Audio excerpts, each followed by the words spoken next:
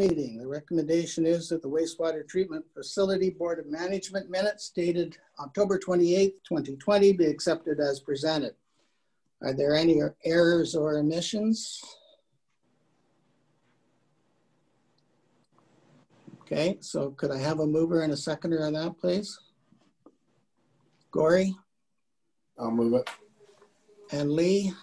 Thank you. All in favor? Carried. Oh, Brett's here. You can take over, Brett. I can leave again. Actually, it seems like you're doing really well. That's barely got started. Sorry. It's okay. So yeah, thanks everyone. Sorry I'm late. I had to take the dog to the vet. Just got back to town. So we're just finished the meeting. So we're at the minutes. So we're at item 7. So item 7, we'll get into the reports, and 7.1 is a tangible capital asset policy. Mr. Armstrong. Certainly. Thank you very much, Mr. Mayor. So before you have the draft capital asset policy for the town of Prescott. This will be going to council in January for their review and consideration. We just want to put this in front of the Wastewater Treatment Plant Board to kind of address the questions that have occurred over a number of meetings around capital versus maintenance. So this entire policy was developed using PSAB, as well as MFOA has quite a few guidelines and support, and there's also a guidance document to being able to develop policies on their website, which is used, and a good portion of that is what you see in front of you this evening. So the wastewater treatment plant is dealt with from an aspect of a single asset approach. So therefore, when it was built, it was recorded in the general ledger as one single asset. It wasn't broken down into pumps or broken down into building versus equipment or anything like that. So therefore, it dictates how we treat maintenance and capital going forward. So under the single asset approach, because that entire plant is one asset, then as you are replacing components of it, if you're not replacing the entire thing and you're replacing components, then you only would record them as maintenance unless you're doing a betterment or an upgrade, in which case you would capitalize it at that point. So, and then clearly in the report, as well as in the policy, it explains exactly what the single asset approach means, how it would deal with capital versus maintenance, and then the capitalization of upgrades and improvements. And so an upgrade and improvement to be capitalized would increase the physical output or capacity, perhaps change the operating costs. So the VFDs are a prime example where it actually changes the operating cost of the plant. It might extend or change the useful life or the quality of the output of the particular asset. So any other expenditure would be considered a repair or maintenance. And again, this isn't something that I kind of just dreamed up. This is from PSAB, MFOA, and their guidance document that's included on their website. So really that's what we wanted to accomplish this evening, to be able to put that in front of the Wastewater Treatment Plant Board and just understand where those concepts are coming from. Thank you. Thanks very much, Matthew. Good report. Seems to really spell it out quite well. So open it up for discussion with members of the board. Well, I'm just going to respond to that. I don't want to get into a long discussion of this draft policy here tonight. That's for sure. But suffice it to say that this is the first time that we've had any. This first time that we've seen this single asset approach. I mean, when we first started doing asset management plans, a lot of our assets were put into the plan as a single entity. But as we went on, you know, for example, buildings, we didn't treat a building as a single asset. We treat the roof as one asset, and the rest of the building is a different asset. And similarly with roads, we treat the base, the pavement, the shouldering a little bit differently. We don't treat a kilometer of road as a single asset, because if we replace the surface of the road, that changes the asset. So we don't take that single asset approach. I'm not going to get into a discussion about that, other than to say that where we have the problem with it, and I don't know exactly how it affects because I'm not an accountant, but for sure I know that it affects the financial report, the FIR report that we do at the end of the year. Because the standards for the FIR report that we do at the end of the year are not necessarily the same standards and systems that apply to asset management. And where we have our problem is in how you determine capital, what is a capital expenditure at the point of, during the year as you go through your maintenance and operations. And I don't know what your threshold for capital is under this kind of a policy, but I know that in our township we have a capital threshold of $5,000. Anything that's over $5,000 is part of the capital plan, and it gets financed as part of the capital plan. Anything that's less than $5,000 is part of the maintenance and operations, and it gets covered under the operational budget. So when we get into the budget, I'll be wanting to talk more about what is capital and what is maintenance, but I don't think it relates to this policy, so I don't want to really spend any time on this policy, which is basically your policy. But the only way it affects us, and it does affect us, it affects us in the future when it comes time to do something with this plant, because you know, at some point you're going to be coming to us looking for money to do something with the plant, and depends on where we are at that point in time.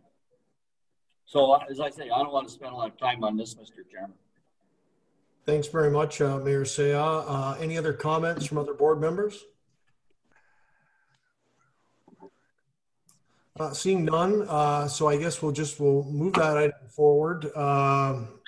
Obviously, it's just presented for information, so that'll go back to our council.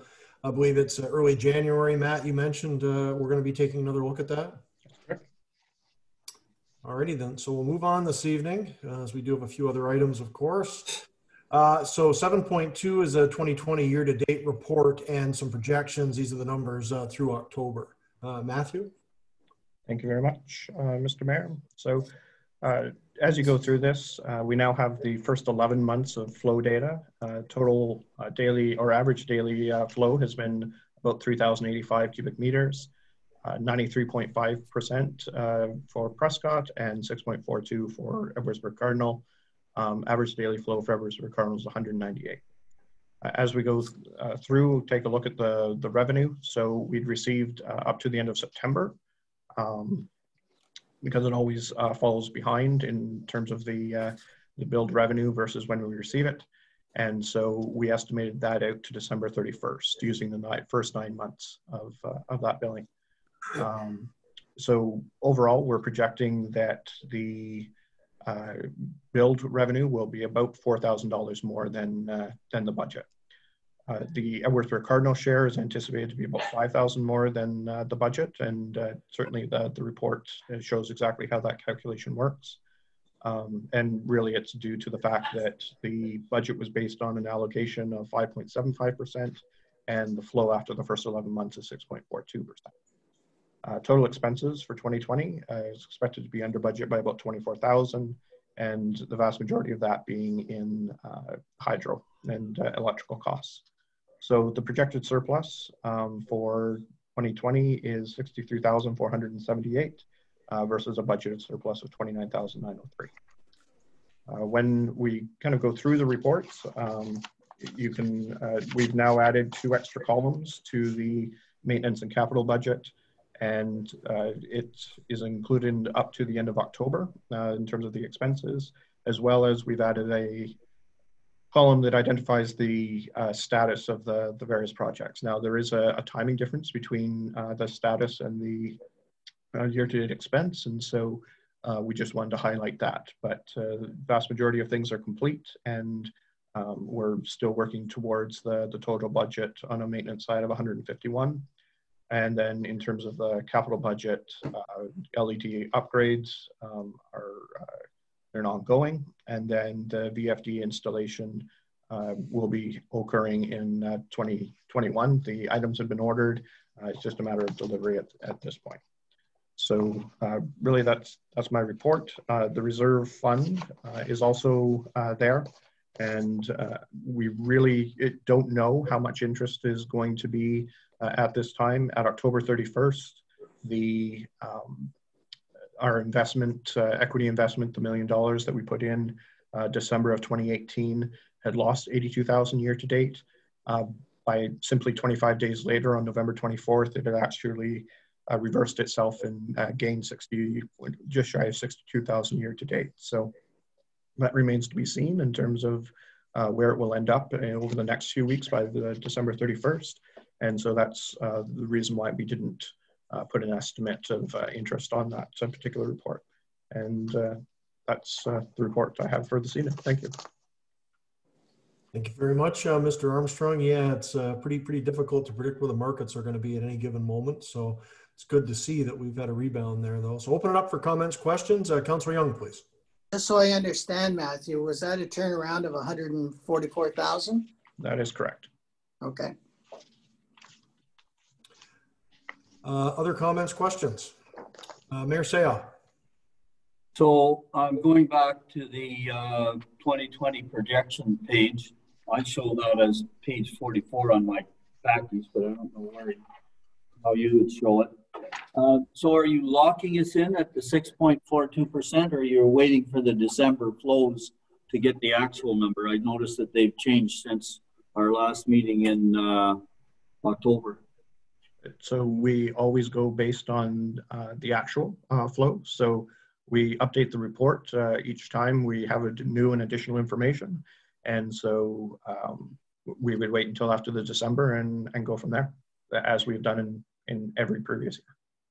Okay, so fair enough. That I understand that. So this is just a projection at this point in time. And so then the next thing we get to is the want to get up here. The next thing that we get to is the maintenance and capital budget, is it? I show that as the next page in the package. You were talking so fast and you went through so many reports, I couldn't keep them all straight in my head as you went along. So what was the next thing you were referring to? Yeah, so the next report I was referring to was the maintenance and capital on page 45. Okay, so then the maintenance and the capital, you're taking $151,000 as maintenance, but is that maintenance not included in your 2021 budget?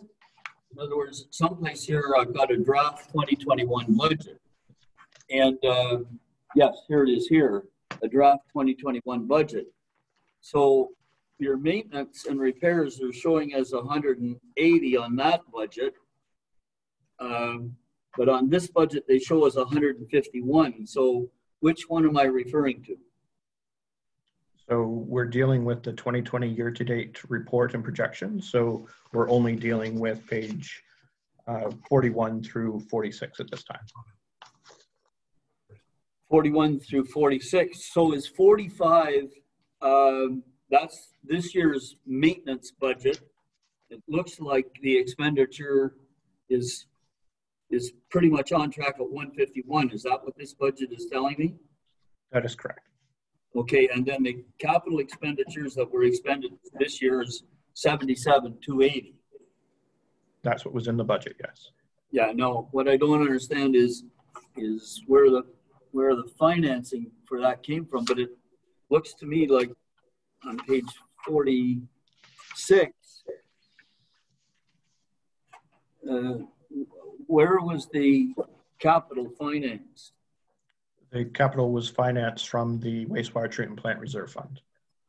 Yeah, so the money goes into the, what went into the reserve? It looked to me like we're estimating that 63,000 goes into the reserve, estimating, and then capital expenditures coming out of 11,295. Am I reading that correctly?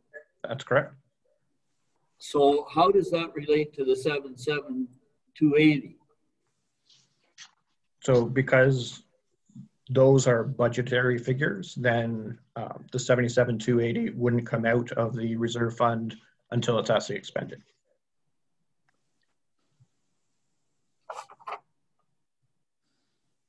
No, but that doesn't tell me how it relates to this other sheet that, on the back that shows the beginning balance, and it shows 63,000 going in and 11,000 coming out.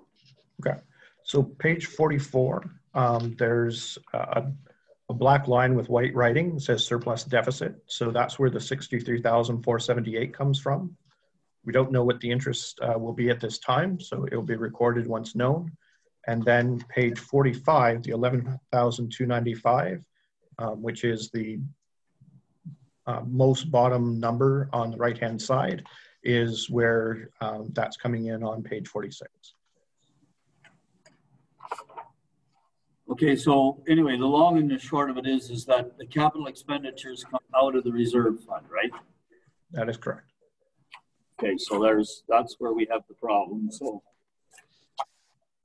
and so that gets us down to the end of page 46. You said that's all we're talking about right now. That's correct. Okay. So we have a problem with it, but I'm sure that won't matter. But go ahead. Thanks, Pat. Anything else on this report and the projections and where we're at here for 2020? Okay, seeing no further comments, questions, that was provided for information. Obviously, will be updated. The board will be updated with the final numbers when we have them at the end of this year. So moving along. We're up to 7.3. That's the draft 2021 budget. We do have a recommendation there that the Wastewater Treatment Board of Management approve the 2021 budget as presented with a 0% increase in the build rates, a total operating expense budget of $1,110,499, and a total capital budget of $177,200. Could I have a mover, please? Moved by Councilor McConnell, seconder. Councilor Shankar. So over to you again, Mr. Armstrong. Can you take us through that budget for 2021? Absolutely. Thank you very much. So the 2021 budget, certainly we've been working on it. We presented it at the last meeting and refined it with this one. Now that we have a clear understanding with the actuals and the projections, so it's been used to help inform the 2021 budget. So the projection that you see on here matches the previous report that we just talked about. And then the budget was developed by increasing or adjusting as was appropriate. So from a revenue standpoint, no increase in the build revenue is assumed at this time, other than the same volume would occur. And so that's where we are, which then links back to the 0% increase in the billing rates. The Edwardsburg Cardinal share is the calculation, as you can see below. Again, we're using 6.42% to develop the budget, but that will be adjusted throughout the year and at year end once we know the actual flow rates. When we go through here, you can see generally small increases in environmental liability insurance, as well as building insurance, or the wastewater control plant insurance, up by 5% just from what we're seeing from a trend in the insurance marketplace. And then the other there, as you see it in terms of percentage increases, 180,440 links to the page number 50 and is outlined each item on that in terms of the maintenance budget, and that would follows the capital asset that we discussed earlier. And then obviously on page 51, there's the reserve fund, and going back to an interest allocation because we don't really know what interest is going to do in 2021, but going back to the 2020 budget for that. The 24,219 is the surplus that's included on page 49 in the dark box with the white writing. And then the 117,200 comes from page 50, which is the capital. So it's a continuation of the LED lighting upgrade, the VFD installation. So it was approved in 2020, but not to be completed until 2021. And a grease holding dewatering chamber installation, which is an improvement or betterment, and therefore capitalized to come to 117,200. So that's where all those numbers come from, and how we put them together. I did confer with the treasurer of Edwardsburg Cardinal to just review some of the percent increases and certainly made adjustments based on staff recommendations from Edwardsburg Cardinal, and went from there. Thank you. Okay, sounds good, Matt. Thanks for providing that. I did note we've had Aqua on the last meeting or last two meetings. We had some Aqua representatives on that provided some clarity on some of the items. So no ongoing questions about any of the maintenance items or the hardware. Then everything's been resolved there. I just noticed they're not here tonight to potentially answer any questions. So assuming everything clarity's there and we're good to go on all these items. Yes, and so we brought them in to discuss the VFDs, and so certainly, and then because the vast majority of these reports are in relation to financial, that we didn't want to have them kind of come through and participate in that, or have to, but any questions that there were in terms of maintenance items. So there was a question around the auger brush versus the auger monster, and that they appear to be similar. And so I was able to identify that the auger brush is for the auger that is for the incoming effluent to bring it into the plant. Excuse me. The auger monster is a second auger that we have that is used in the grit removal process. And so it goes into the tank, removes that grit from what's in there, and then we're able to continue. So both of those will be receiving maintenance next year. Also, there was a question around the gray water system, and so there's a yearly amount that we put for gray water system repairs. There's nothing slated, but the gray water system tends to backed up, and so that's why there's a yearly allocation. If there's nothing that needs to be done, it won't be done, and therefore we use that to cover any thing that might pop up in the course of the year. Thank you. Okay, thanks very much. So open it up for comments, questions. I see Councillor Young has his hand up for the first comment question. Ray, please go ahead. Thank you. My first point is, in your recommendation, it says that we approved this 0% increase at the last meeting, which I do not think we did. In fact, the minutes that we just approved indicated that the motion to have a 0% was withdrawn. Although we did talk about it, I don't think we made a decision to move forward. However, on the expenses for the 21 budget, I'm surprised that we're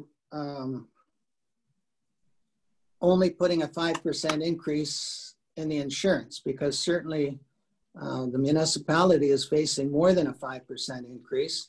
Other municipalities are facing 30% increases. So I'm wondering if 5 is enough. So what most municipalities are receiving increases on is the liability side.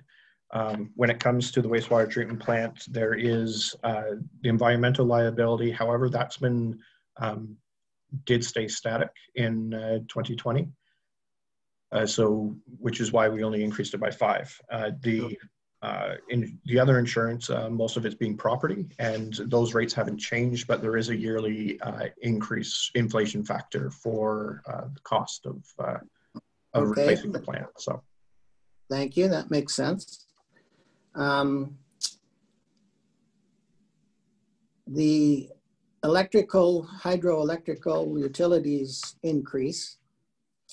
Our big decrease in expenses in 2020, was that all of the installation of the VFD No, motors, or? So that was simply due to changes due to COVID for rates that were implemented by the provincial government. Right. The VFDs won't be installed until 2021. And so that's why I'm incorporating part of that savings that we saw in the course of 2020, because the installation of the VFDs will actually end up decreasing our electrical costs. But it depends on exactly when that will be implemented. And, right. And so that's why I went back to the actual added 3%, knowing that rates will go back up, but at the same time, our usage should come down with the installation of the VFD. Okay, so we don't have an indication that he's going to hold the hydro rates at 2020 rates? No, not at this point. Plus, there's the automatic rise of the carbon tax that's expected to increase from year to year as well. Yeah. So. Okay, and last question. You're anticipating, without the interest on our investment account, that we're looking at a $63,000 surplus? I believe that was for 2020. So right. So for 2021, it's a $24,000 surplus. Okay, so 63 in 2020 is much better than we achieved in 2019, if my memory is correct. Correct, I believe so. And so there's a couple of things that certainly helped out. We just the increased usage with more people being at home has certainly increased revenue and met our increased revenue budget. But then the electrical costs certainly decreased there. So with those two things included, that's why we're seeing an improvement and being able to achieve that 63,000. Well, that was one of my big worries with a 0% increase, that our surplus was shrinking to a point where it was only 20-some thousand. And if we're going to achieve over 60,000, I can live with the 0%. So those are my comments.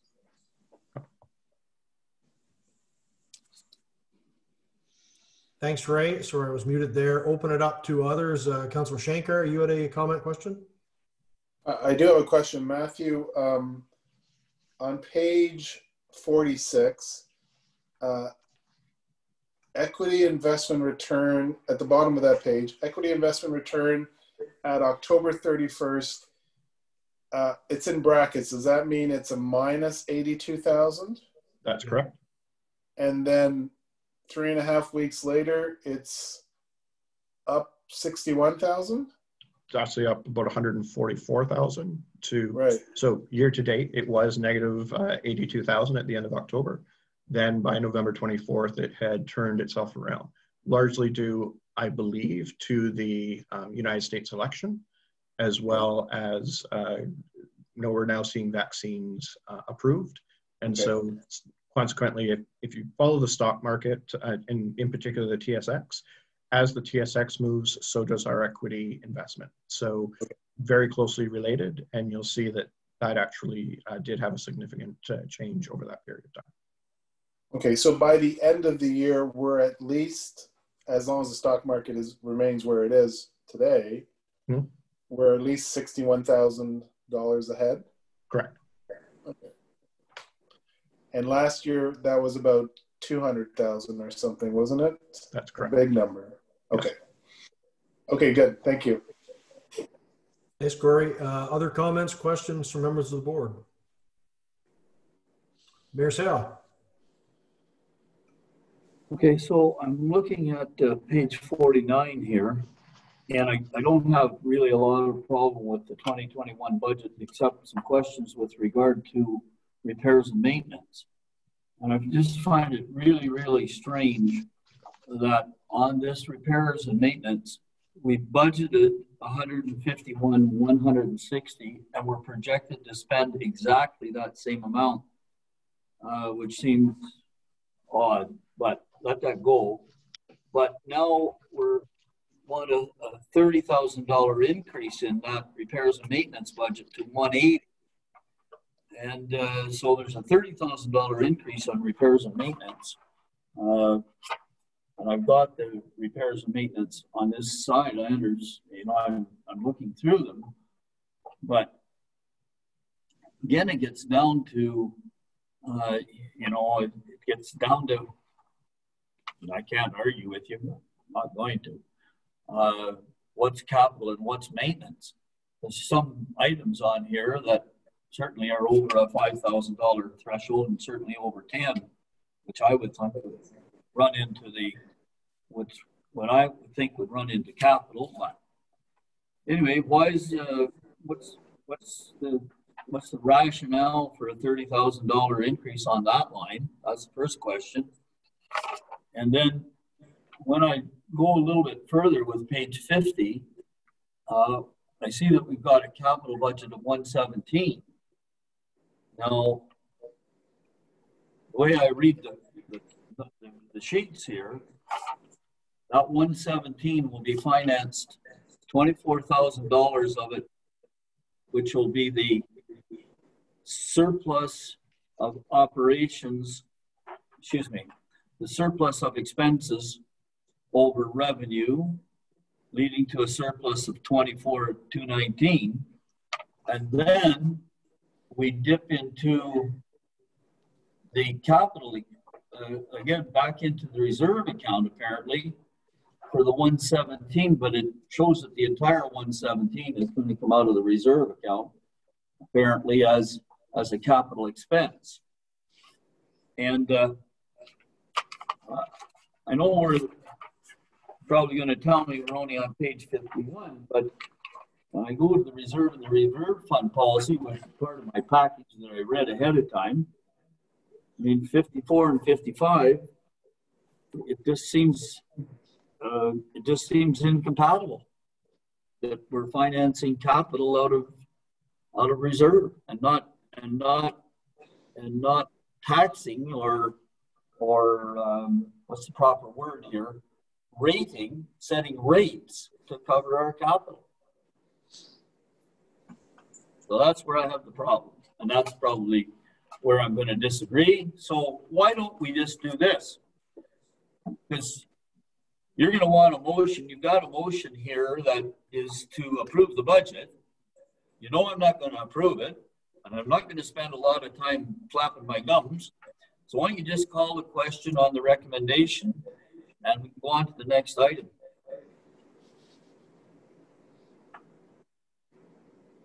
Thanks for your permission to do that, Pat. I will do that shortly. Oh, sorry, that wasn't permission. That was just a suggestion. Okay. Yeah, I'm just gonna, I think Councilor McConnell is the only one I haven't heard from, and we did have the discussion on the zero, which Ray did mention. We did sort of leave that. I think there was some comfort level with the zero, but of course we wanted to see what the final numbers were. I think we were all in agreement on that. Ray was correct there. So I'm guessing everyone's okay with the zero on that this year. Lee, you're the only one that hasn't weighed in there. Are you okay with that and the recommendation as it reads? Any other comments before I do call the motion? Well, if you recall, Mayor Todd, I moved that motion originally because I felt under the COVID situation at the time we had our October meeting, we had no idea when shots were going to be available to lift us out of this situation. And from what we've been seeing in the last few days, they are imminent. However, I see in the paper tonight that it may not be until January of 22 where the entire country is. So under the circumstances, I think municipalities should do all that they can to mitigate raises in costs for our taxpayers. So I still believe that a 0% tax increase is, I'm not going to say the wise thing to do, and Pat makes a very good point that the non-raise of fees certainly impacts the budget, but this is something that hasn't come along in 100 years and hopefully won't come along in 100 years again.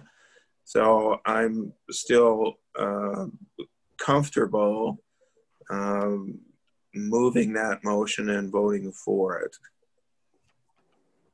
Thanks very much, Lee. It's there's definitely, we've definitely got some more clarity here, and also with the investment position improved that much, as Ray mentioned, it does add a little extra context to this as well, because obviously we're in a significantly improved financial situation. Who knows? We could have a downturn in the next 2 weeks, wipe it all out again as well. But I mean, right now, it does look like we're obviously greatly improved to the tune of 140K from where we were in October. So, I mean, that makes me more comfortable with the zero as well right now. So it does seem like a pretty prudent budget. And also, as Mayor Sale and I were on a conference call, forget what, this week's gone by so fast, as yesterday or the day before, with the Premier and the rest of the mayors on just the timing of the vaccine and how it's rolling out. And really, it is going to be, from the sounds of it, in Ontario and likely in Canada, it's going to be pretty much a year-long process, not really starting in earnest until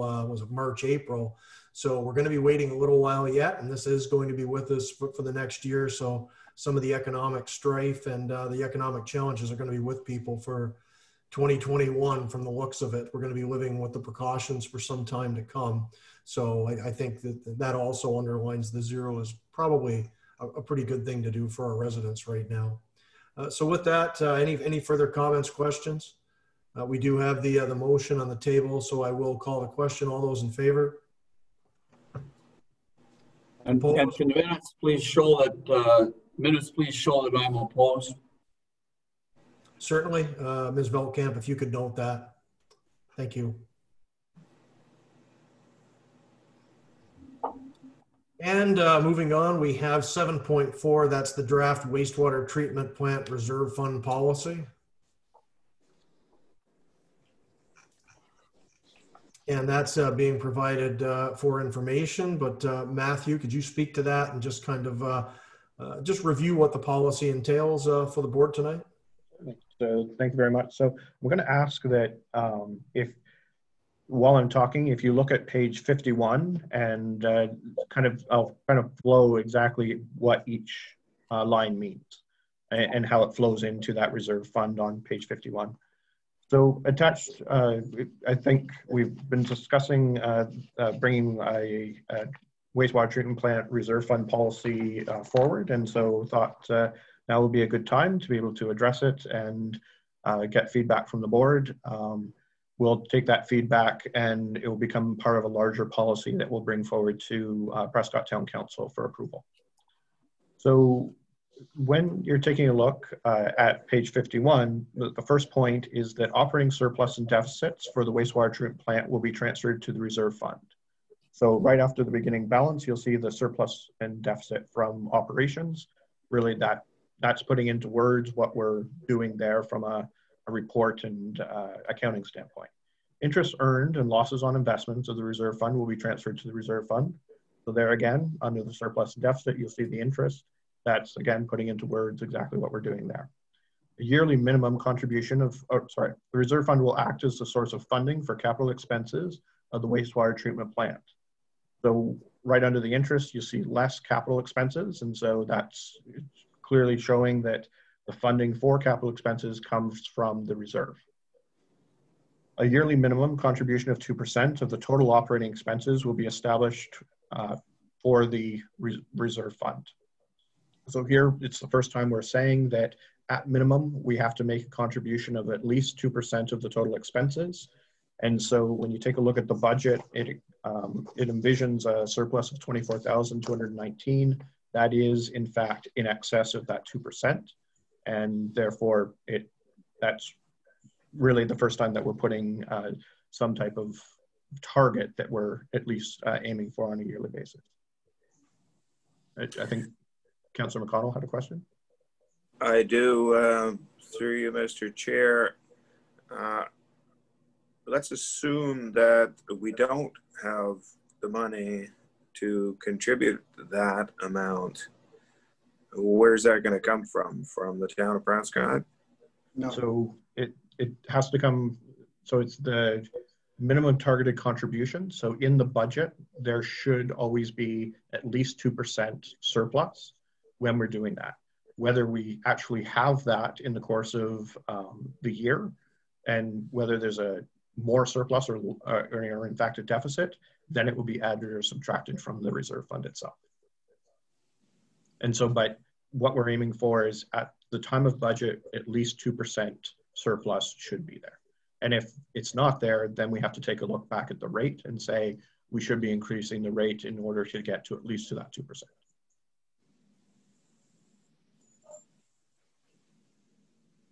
Follow up, Lee?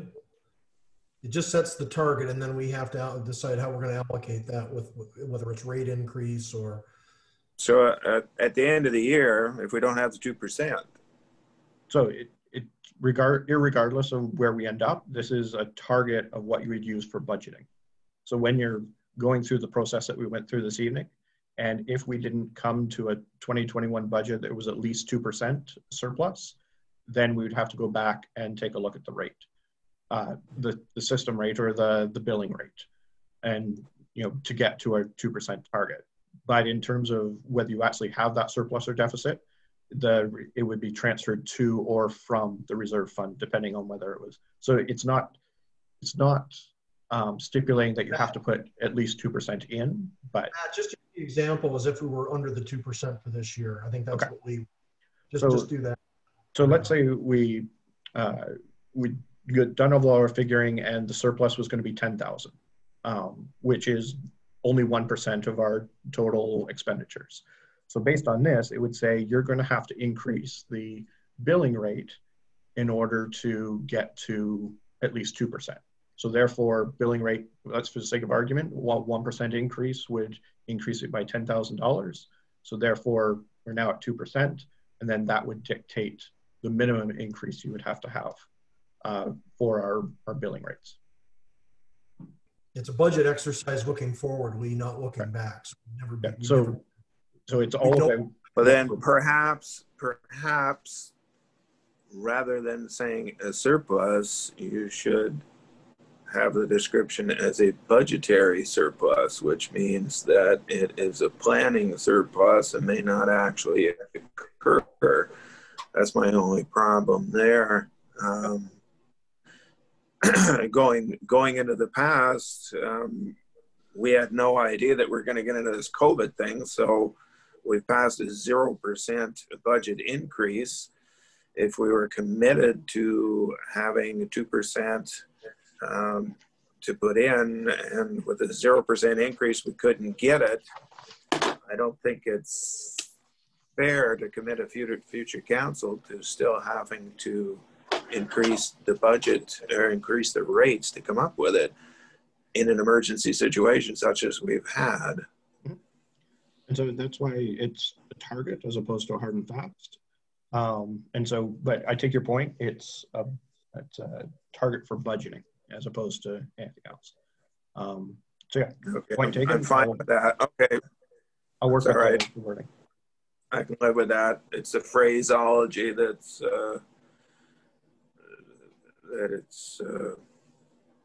bothering me.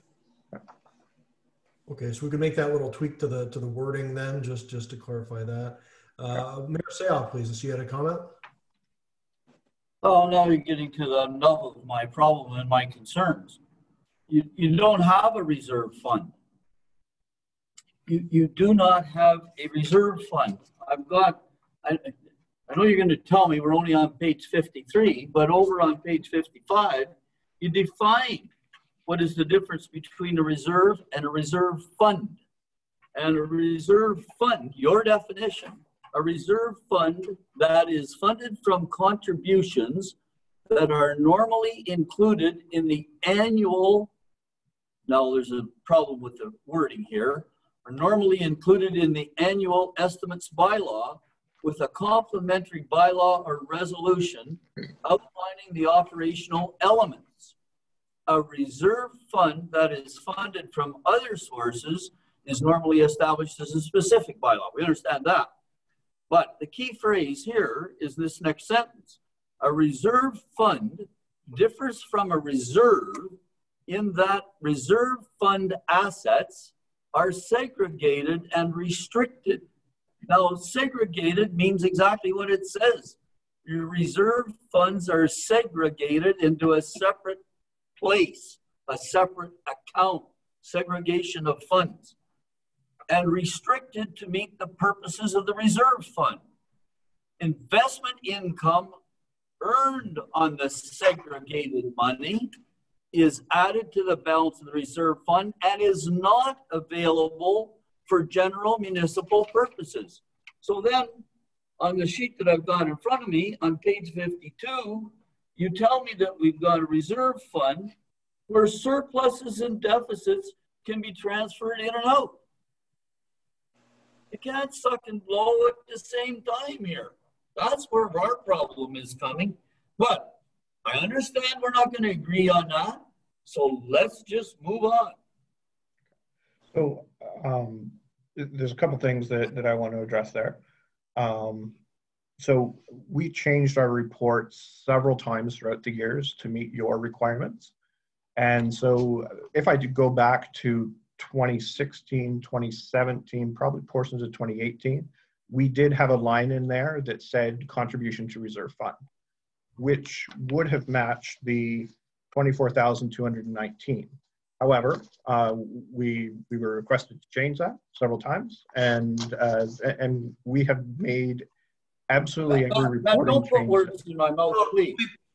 Mr. Mayor, so let him respond, please. I gave you the floor, and you definitely took the floor at a reasonably high volume. So now I'd like to let our CIO respond to those questions and comments. Please, Matt, continue. So what we're seeing here, and this reserve fund policy is based on the city of Waterloo, certainly a large city, very professional staff, and certainly have a good understanding of what they're doing. So we kind of followed that. The reserve fund is segregated. It is for the purpose of funding capital. The interest on the fund is allocated to the fund, and the contribution, which is the surplus or deficit, is clearly identified. So I see that it matches the definition. I see that it follows what other municipalities are doing, and we'll leave it at that. Thank you very much, Matthew. And I'm just going to add my own comment to this, and that I continually do not understand how this has risen to the level of rancor that we just saw from Mayor Seah. I don't understand. There's clearly some upset here. There's clearly some serious emotion going on, and I just have to admit, I just don't understand that. We're not in any way disputing, no one's disputing the raw numbers, no one's disputing the performance of the plant, no one's disputing anything that involves to anything financial in any significant fashion or even any minor fashion. So I really fail to understand why this has become such a sticking point for Edwardsburg Cardinal. And I just wish that our Edwardsburg Cardinal representative would maybe reflect on this a bit, and maybe there's a way we can solve this issue once and for all. We have been, I'm going to commend our staff and Mr. Armstrong in particular for moving the goalposts as required at different times by Edwardsburg Cardinal representation and staff over the years. And we've certainly gone above and beyond to try to make sure we're all working from the same playbook and all getting along well. So I really do fail to understand the level of anger that I see here. But I mean, we are going to move on. But I just going to say I do not understand why this has become such a dispute at the end of the day. It just doesn't seem necessary at all. And I really, it'd be nice if we could actually move past this once and for all and work together as teammates and sharing a region and working together to improve our economy and life for our residents. Mayor Seah, I'll give you one more comment, please. Please don't confuse frustration with anger. What you're seeing is frustration. And it's easy to say that it doesn't affect anything, but it does affect everything from a future point of view. How you treat a reserve fund and how you manage a reserve fund comes to the heart of how you manage money. And it's not a staff issue. It's a board issue. There's 4 members on the board from Prescott and 1 from Edwardsburg Cardinal. That's frustration because there's no empathy or understanding to manage in a different manner. We're doing things the way we want to do them, and that's that.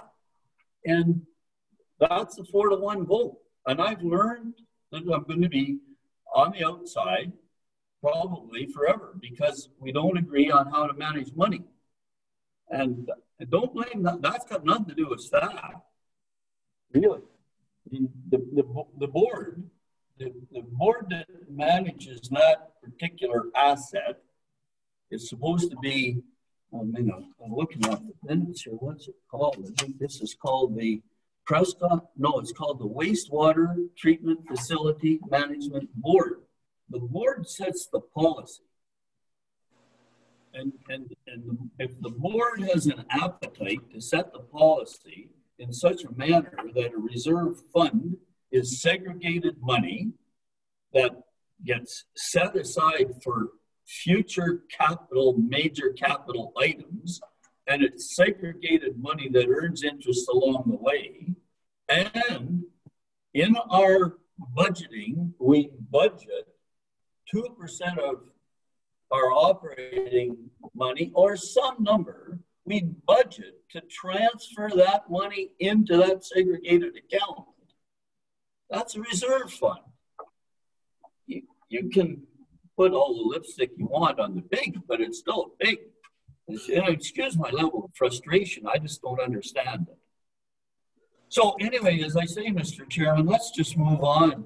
It's a 4-1 vote. That's a foregone conclusion, and let's go home. Yeah, that's absolutely fine, but this item does arise at every single meeting, and it just continues to come back. And I'm going to go back to Mr. Armstrong's explanation that he has very much tried to address this issue and moved things around, and it just keeps coming back. And again, the goalposts seem to be changing. But we have done everything we can to address the issue, but for whatever reason, it just doesn't seem to be satisfactory. So you're right, we probably have to just agree to just move on here, and maybe if we're really lucky, this won't come up again, but I don't control that. You guys do. Well, with all due respect, Mr. Chairman, it's going to come up every time because we have a due diligence responsibility. Due diligence doesn't include raising your voice at meetings and continuing to, I've got a comment on this. This is not a good thing. I'm not something I'm going to tolerate with our staff, because Mr. Armstrong's been nothing but professional in these meetings. And Pat, whether it's frustration or it's anger or whatever, your volume was pretty high again on this. And whether you're frustrated or not, I mean, come on, we're supposed to be working together here. And there should be a way we can resolve this and work together, because we're not talking about, and I mean, if there's some huge monetary factor here in the background that we're not seeing, let us know about that. But I'm certainly not seeing it with the policy. And I don't see anything in the numbers or anything philosophically that would indicate that if we change things dramatically, it would be some huge benefit to yourselves or ourselves or the whole system.